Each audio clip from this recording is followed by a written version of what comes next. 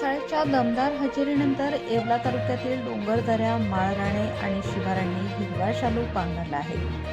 सर्वत्र गवताची चांगली वाढ झाल्याने मेंढपाळांसाठी चाऱ्याची, पाण्याची उपलब्धता वाढली असून उन्हाळ्यात चाऱ्याच्या शोधात करावी लागणारी दूरवरची भटकंती आता काही प्रमाणात थांबली आहे.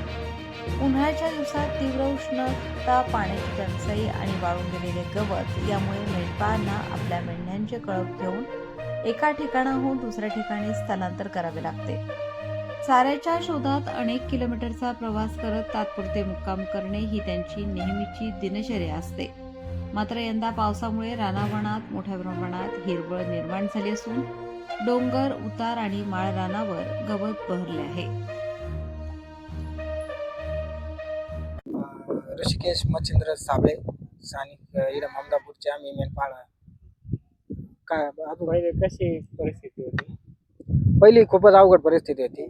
उन्हाळ्यात मेंढपासूनच मेंढ्याला काही खायला नाही, काही शेतातील चारा संपला होता आणि पाऊसही लेट झाल्यामुळं मग ते आणखीनच कठीण झालं होतं. मेंढ्याला पाणी नव्हतं राहिलं प्यायला. म्हणजे जे आपले असे साठे राहतात तले वगैरे, तलाव वगैरे, त्याच्यात पाणी नव्हतं राहिलं. खूपच अवघड झालं होतं. पण पावसाने बी यावर्षी थोडंसं लेट झाला, त्याच्यामुळे आणखीनच अडचणी येत गेल्या. पण मग आता थोडासा पाऊस झालाय, गाव आता आलेलं आहे मेंढपाळ, आणि थोडंसं आता बरं झालंय. आता हे 2-4 दिवसात पाऊस पण चांगला झालाय गावावरती आमच्या, आणि आता थोडंसं बरं आहे.